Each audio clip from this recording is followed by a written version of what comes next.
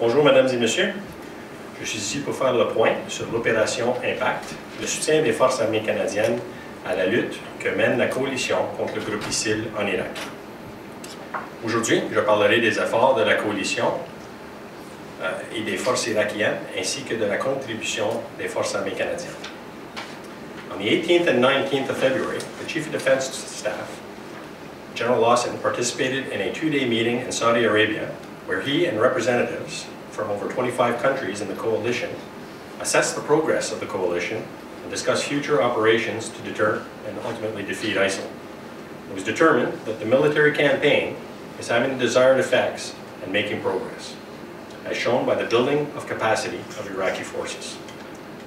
Ultimately, the defeat of ISIL will take time, but the military campaign is progressing.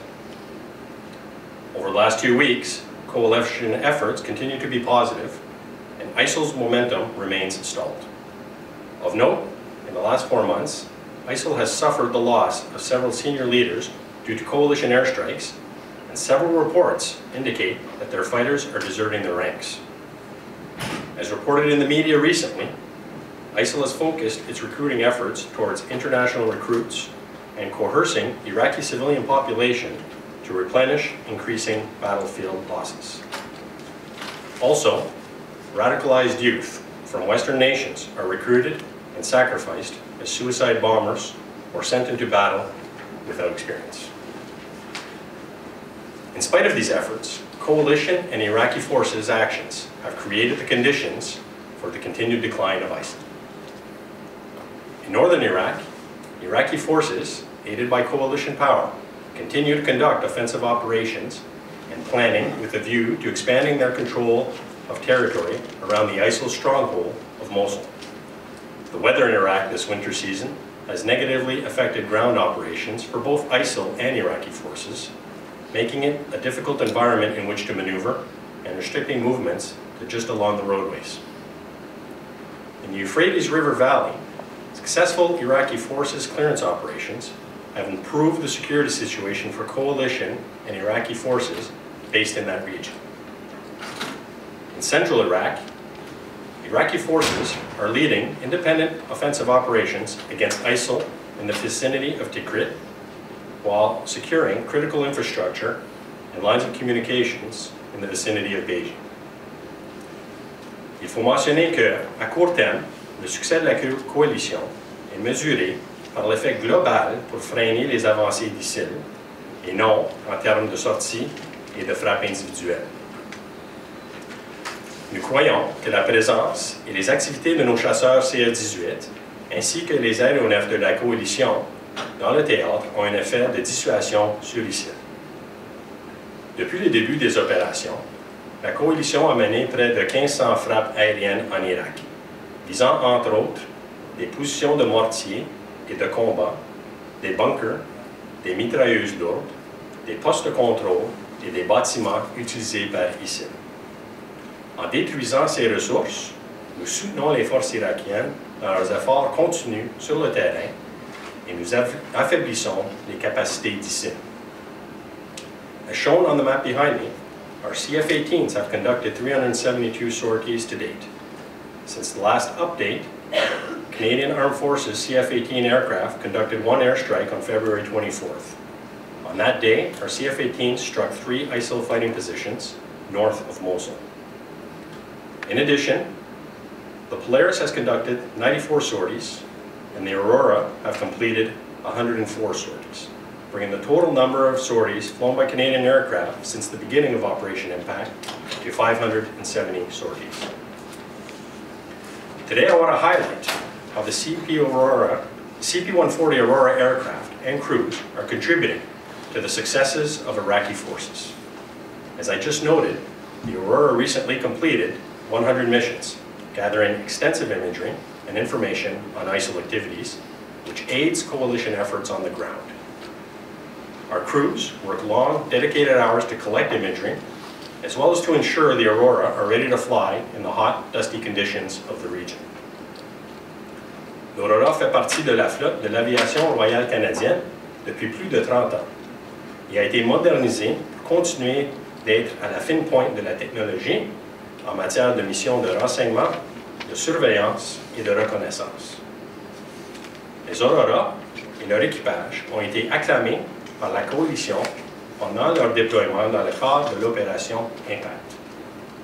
Ils permettent d'assurer la connaissance de l'espace de combat, de recueillir des images qui peuvent servir à désigner et à évaluer des cibles, d'effectuer des évaluations des dommages causés par les combats, minimisant les dommages collatéraux. In summary, we remain committed to the Government of Canada mandate to support coalition efforts against ISIL. Our participation has allowed Iraqi forces to mount offensive operations, to reclaim lost territory, and ultimately reclaim sovereignty of their country. That concludes today's briefing. I'm now available to answer your questions. All right, thank you. So we will take questions from the floor to begin. Again, please identify yourself as well as your news agency. And again, please limit yourself to one question and one follow-up. Veuillez, s'il vous plaît, vous identifier ainsi que l'agence que vous représentez. Veuillez vous limiter à une question et une question de suivi. Mr. Campion-Smith. Hi, good afternoon. Bruce Campion-Smith, the Toronto Star. Can you talk about sort of Canadian involvement either by the Special Forces troops and their advisory role or the CF-18s and sort of the coming offensive on ISIL? To what degree will we be involved in advisory or KCF-18's actual assaults? So I don't have exact details on any of that, and of course all of our CF-18 missions are assigned by the coalition through the air tasking order. So it would be impossible to predict exactly what involvement, if any, our CF-18s will have in that participation. As far as our special operations members, they continue to do the advise and assist role in the northern region in training the Iraqi forces there. And so I have no doubt that the value added that they've contributed to those forces will come to bear when that assault occurs. Speaking, Well, we have a sort of follow-up? right follow-up. Yes. Just for the Special Operations Forces, has there been any more sort of engagements for them on the ground, and have they done any more sort of guiding of airstrikes since the last update? They continue to operate within the mandate that's assigned to them, so that should answer the piece on guiding strikes. I don't have any details as to whether they have or they're not, but they are allowed to do so in accordance with the mandate given to them by the government. As far as whether or not there's been any engagements, as mentioned, these were all self-defense issues. There have been no occurrences, if you will, where they've had to engage the enemy in a self-defense type of a scenario. Madame? Kristen Everson, CBC News. Is there any, are you guys getting ready for a possible spring offensive? You said that, you know, the weather has negatively affected ground ops. So is there the expectation that things are going to heat up over the next few months? I think in any conflict there's peaks and valleys, if you will, in the tempo of operations, and I think we've probably been in a bit of a lull here for a little while. There hasn't been a lot of strikes, and overall there's been less strikes even from a coalition standpoint. That said, whether or not that's indicative of a spring offensive or not, hard to predict how that's all going to transpire. But we are ready to continue to support whatever requirements are to maintain that pressure, if you will, on ISIL in support of the Iraqi forces on the ground. Can I just ask a follow-up on the Aurora? Can you give us a sense of where exactly it is operating and how close it would be getting to Syria? So that's a great question, and actually I would argue that they're operating within the entire region of Iraq. I don't have the specifics of one operating area versus another. Again, their missions are assigned through the air tasking order from the coalition, and they investigate and collect data on areas of interest where either activity is ongoing and doing damage assessment, or where potentially there will be oncoming missions in the future in doing that intelligence data collection. So you don't know if it's crossing, is it crossing the border at all? Would it? No, the mandate stipulated with the Government of Canada is for Iraq only, and so they are only operating within those confines. Monsieur? Bonjour, Nicolas Lafont, 45 Nord. Pour suivre un peu la question de ma collègue, au niveau donc justement là, de comment les frappes sont gérées au niveau de la coalition, Est-ce qu'on a une idée de... Est-ce qu'on participe en ce moment au niveau de Tikrit? Là, les forces irakiennes sont en train de pousser pour arriver vers Tikrit. Est-ce qu'on sait, les Canadiens, tant au niveau des Seljuks qu'au niveau des Aurora, si on participe à rassembler de l'information au niveau de comment ça se passe à Tikrit et autour de Tikrit? Et donc la poussée envers Tikrit est une poussée indépendante des forces irakiennes en ce moment. Il n'y a aucun engagement vis-à-vis. La coalition ne participe pas à cet engagement en ce moment. Ok, très bien. Et j'aimerais revenir dans ce que vous avez dit il y a 2 semaines en fait, à une question au niveau de la coordination avec les forces irakiennes. Vous avez dit qu'il n'y avait pas de coordination avec les forces irakiennes. Pourtant on parle des frappes qui se font en soutien aux forces de sécurité irakiennes. J'aimerais une clarification par rapport à ça.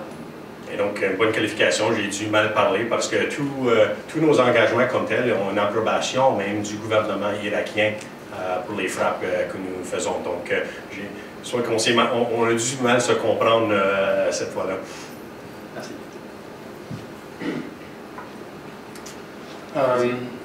Comment ça se passe sur le... Pouvez-vous, s'il vous plaît, vous identifier? Pardon, Martin Bégin, Radio-Canada. Merci. Comment ça se passe sur le terrain avec les forces irakiennes, justement? Le New York Times, hier, disait qu'il y avait peut-être des tensions entre les Américains et les Irakiens. Vous me disiez, vous n'êtes pas à Tikrit, mais ailleurs, comment ça se passe? Est-ce que c'est l'harmonie entre Canadiens et Irakiens? Présentement, la seule interaction, si vous voulez, irakien et canadien se fait au niveau de nos opérateurs spéciaux dans le Nord, où ils travaillent directement avec les forces irakiennes. Et à ce que je sache, le tout se fait de façon très plaisante. On est à environ 1 mois de l'échéance de la mission telle qu'approuvée par le Parlement. Vous allez me dire que vous allez remplir la mission qu'on vous donne. Cela dit, sur le terrain, à quel moment vous avez besoin de savoir si la mission va être prolongée ou pas, et est-ce que vous vous préparez déjà en fonction des 2 possibilités? Est-ce que, par exemple, il y a déjà des gens des forces, des militaires qui sont envoyés là dans la perspective d'un prolongement? Et donc, tel que mentionné auparavant, le militaire, comme tel, planifie pour toute contingence afin de pouvoir supporter le meilleur possible le gouvernement et puis les décisions gouvernementales. Et donc, on attend toujours la réponse, comme vous le savez. Et essentiellement, nous sommes prêts à prolonger la mission.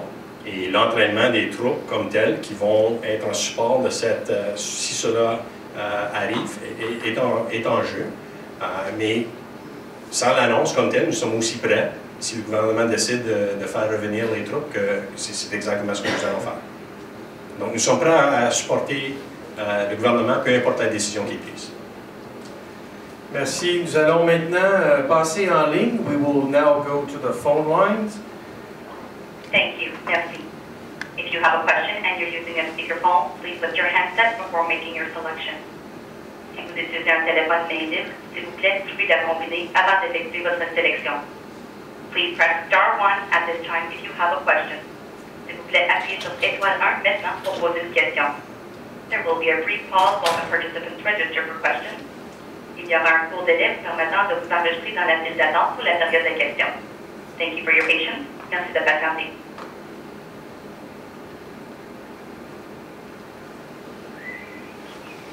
The first question is from Terry Molesky from CBC. Please go ahead. La parole est à vous. Thank you. Just on the question of the operation into Crete, we understand, and you've clarified that there's no coalition participation, that's an Iraqi-only operation. My question is that even without participating in that operation, it would appear that the coalition is assisting the extension of Iranian influence in Iraq. These are Shia militias playing a prominent role in the Tikrit operation. And even though we're standing apart from it, we're still bombing ISIS. How does it feel? And are you content with the fact that we are helping Iran extend its influence across Iraq? That's very much a question that needs to be directed other than me as the spokesperson for Op Impact. So I think you're going to be a bit disappointed with my answer in that right now we're marching to the beat that's provided to us by the coalition. As it stands right now, there is no coalition participation in that particular effort. There are other efforts, of course, throughout the remainder of the region, which we continue to participate in. And we'll continue to march to that beat until told otherwise. So, and just to follow up, can you confirm that even though you do coordinate your activities with the Iraqi forces, there's no contact or coordination with Iranian-backed forces fighting under Iraqi command? And as I indicated earlier, our process is, through which we do our targeting and whatnot, is through support with the Iraqi forces. There's no involvement in the coalition whatsoever with Iranian forces that I'm aware of. Thank you. Prochaine question. Thank you. The next question is from David Aglassi from the Ottawa Citizen newspaper. Please go ahead. À vous la parole. Yes, I was just following up on Mr. Walensky's line of questioning. I'm wondering if the Iraqi decision not to request coalition air support for the Tikrit offensive is a sign that there is distrust with the coalition, or if there's a rift in the coalition. The Iraqis not happy with some of the air support they've been given. That's not a question that I'm in any way, shape, or form able to answer. That's I'd be speculating on that, and that's not my place to speculate on what Iraqi decisions and what an independent government decides to do. Yeah, I'm not asking you to speculate. I'm asking you from the Operation IMPACT point of view. From the Operation IMPACT, we are carrying on with missions that are assigned to us through the coalition, and so we continue to do that, and we'll continue to do that. Prochaine question. Thank you.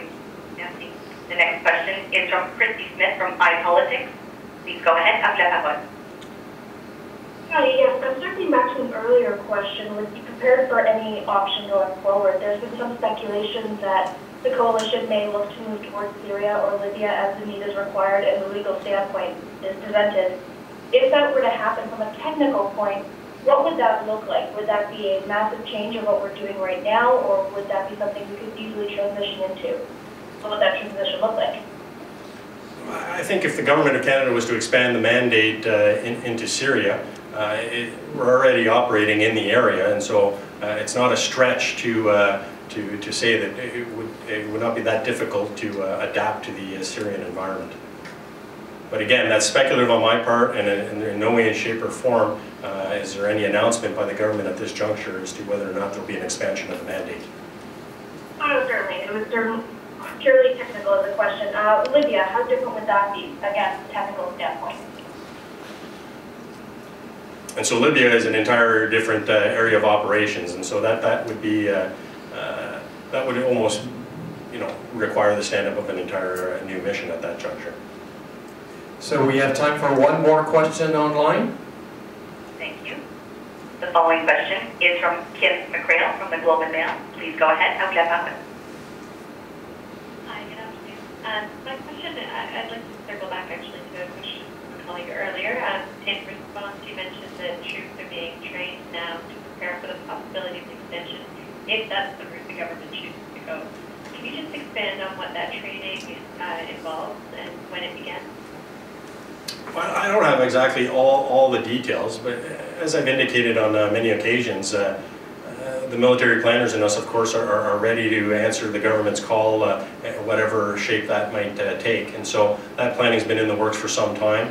The personnel have been identified. The pre-deployment training has been put into place to ensure that those personnel are ready for the challenges that lie ahead should the mandate be announced for an extension. Thank you. And just to follow up, are there any other aspects of the preparation that as you say, are needed in order to be ready for the possibility of an extension if it's announced, beyond training?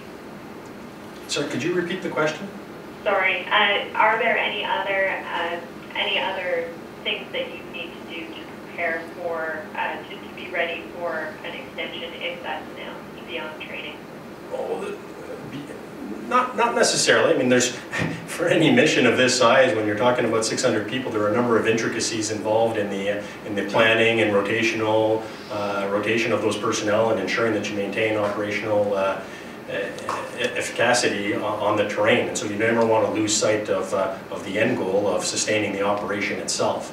And so, again, plans are in place to ensure that all those measures are in place, and that we're ready to fully support the mission and fully support a change out of personnel should that be the decision taken by the government. Thank you. One more question in the room here. Vous disiez au début de votre présentation qu'il fallait voir donc, plus au niveau global les opérations que la coalition mène contre ISIL. Mais au niveau de IMPACT, au niveau des Canadiens, qu'est-ce qui explique le fait que pendant 11 jours, on n'a pas fait de frappe, on en a fait une, puis là, en date d'aujourd'hui, ça fait 9 jours supplémentaires, on n'a toujours pas de frappe. Est-ce qu'il y a une raison particulière, technique, de la météo, je ne sais pas? Et donc vous avez touché sur une, j'ai touché dessus dans mon texte, la météo est définitivement un enjeu qui a un effet là-dedans. Zone des opérations, changement de tactique peut-être par le groupe ISIL. Tout ça, c'est en stage d'évaluation, mais c'est tous des facteurs, si vous voulez, qui vont envers le fait qu'il y a eu peu de frappes, c'est vrai, pendant un certain temps. Et donc, tel que mentionné tout à l'heure, peut-être c'est une pause avant une grande offensive de leur part. Encore, c'est spéculatif, je ne sais pas, mais peut-être c'est justement ces types d'enjeux-là qu'on envisage. Mais le fait, c'est que nos aéronefs sont dans l'air. La persistance aérienne est continue par-dessus l'Irak, par la coalition au complet, pas juste nos chasseurs eux-mêmes, et que cette présence a un effet sur le groupe ISIL. Et donc, le peu de frappe, puis aussi la mise en jeu peut être que c'est une très bonne chose pour nous. Madame, CBC? Just following up on something that you briefly talked about. So, as an extension to Operation IMPACT, has the military been asked to prepare for a possible engagement in Libya? To the best of my knowledge, there hasn't been any discussion on Libya, certainly not at my level or anything that I've been privy to. And as a follow-up, you know, there's a lot of talk about extension. Does the Air Force have the capacity in terms of equipment and also personnel to support an ongoing mission in Iraq? Yeah, and that's a terrific question, and quite honestly, yes. The short answer is yes, from both standpoints, from a material, an equipment, training, and personnel standpoint. Good to go, if you will. Yeah. Thank you. One more and last question. Vous en avez parlé en anglais des préparatifs qui sont faits au cas où il y a une prolongation ou un prolongement de la mission, que ce soit en Irak ou en Syrie. J'aimerais vous entendre là-dessus. Et puis l'autre chose, est-ce qu'il y a une date butoir? On ne peut pas vous dire le 6 avril, oui, on reste. En théâtre, j'imagine que vous avez besoin d'un certain préavis. Donc, c'est quoi la date butoir et qu'est-ce qui est fait en ce moment pour se préparer au cas où? Et donc la date butoir à laquelle vous référez est néfaste un peu, si vous voulez, parce que le jour où le gouvernement décide de soit prolonger la mission ou de soit revenir à la maison, ça va prendre quand même un certain temps d'exécuter la tâche comme telle. Sommes-nous prêts? Oui. La réponse est oui. Peu importe la direction prise par le gouvernement. L'autre aspect de votre question, c'était pour l'entraînement. Et donc l'entraînement, encore là, il faut être prêt à supporter une décision gouvernementale. Et donc, comme de fait, il a fallu s'assurer que le personnel soit, un, identifié, et deux, qu'ils reçoivent l'entraînement requis afin d'exécuter la tâche. Il inclut la Syrie? Et donc la Syrie, c'est juste